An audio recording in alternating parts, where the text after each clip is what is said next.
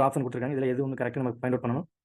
So நமக்கு we take first option எடுத்து discuss பண்ணுவோம். So option number 7 POCl3 and pyridine கொடுத்துருக்காங்க. POCl3 அண்ட் பிரிடினோட ரோல் என்ன அப்படின்னா, இது ஒரு எலிமினேஷன் ரியாக்ஷன்.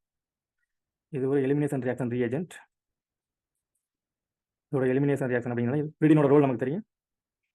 ஸோ பிரிடின் என்ன பண்ணும் அப்படின்னா, இந்த பிரிடின் இங்கே இருக்க அசிட்டிக் புரோட்டானை அப்ஸ்ட்ராக்ட் பண்ணி நமக்கு ஒரு நெகட்டிவ் சார்ஜ் ஃபார்ம் ஆகும்.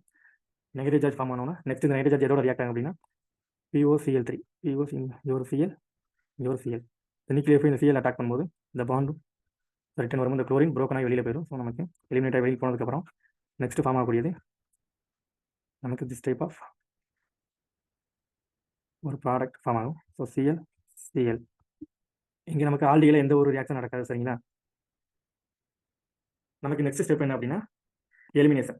என்ன பண்ணணும், இங்கே இருக்க அசிட்டிக் புரோட்டானை பிரிடின் அகைன் அப்ஸ்ட்ராக்ட் பண்ணும். ஸோ இந்த பிரிடின் இந்த புரோட்டான் அசிட்டிக் புரோட்டான் அப்ஸ்ட்ராக்ட் பண்ணி இந்த பாண்ட் இங்கே ஷிஃப்ட் ஆகி இது எல்லாமே லீவிங் குரூப்பாக வெளியில் போயிடும். நமக்கு ஃபைனல் ப்ராடக்ட் என்ன வரும் அப்படின்னா உங்களுக்கு அல்கின் கிடைக்கும். ஃபைனல் ப்ராடக்ட்டில் நமக்கு அல்கின் கிடைச்சிருக்கும். சரிங்களா? அந்த மாதிரி அல்கின் அண்ட் ஆல்டியில் எந்த ஒரு ரியாக்ஷனும் நடக்காது. நமக்கு ஆல்டியில் அப்படியே இருக்கும். நமக்கு அல்கின் ஃபார்ம் ஆயிருக்கு. பட் இங்கே ஃபார்ம் ஆயிருக்கு என்ன அப்படின்னா நமக்கு ஆல்கஹால் இருக்கு. சரிங்களா? நமக்கு இங்கே அல்கின் வந்தனால ஆப்ஷன் நம்பர் A வரும். This incorrect option.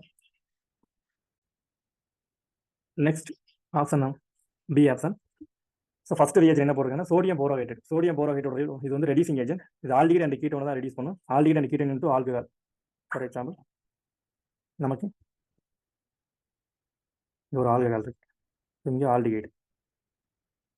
நமக்கு சோடியம் போரோஹைட்ரேட் ஆல்டிஹைடில் ரியாக்ட் ஆச்சு அப்படின்னா நமக்கு ஃபார்ம் ஆகக்கூடிய ப்ராடக்ட் ஆல்கஹால், பிரைமரி ஆல்கஹால்.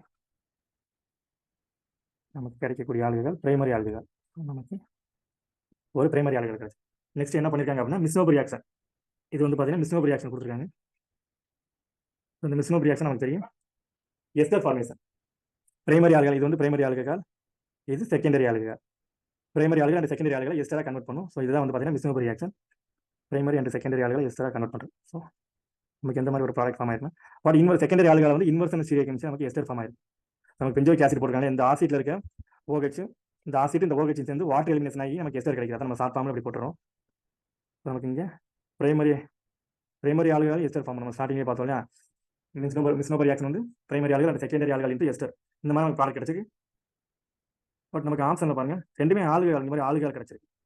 நமக்கு ஆல்கஹால் வந்து ப்ராடக்ட் வந்திருக்கு. பட் நமக்கு கிடைச்ச ப்ராடக்ட் எஸ்டர் தான் இருக்கு. சரிங்களா? So option number 2 incorrect. ஏன்னா இங்கே ஃபார்ம் ஆயிருக்கு எஸ்டர், நமக்கு ப்ராடக்ட்ல இருக்குது ஆக்சுவலாக ஆல்கஹால் இருக்கு. ஸோ ஆப்ஷன் நம்பர் B வராது. Next option number C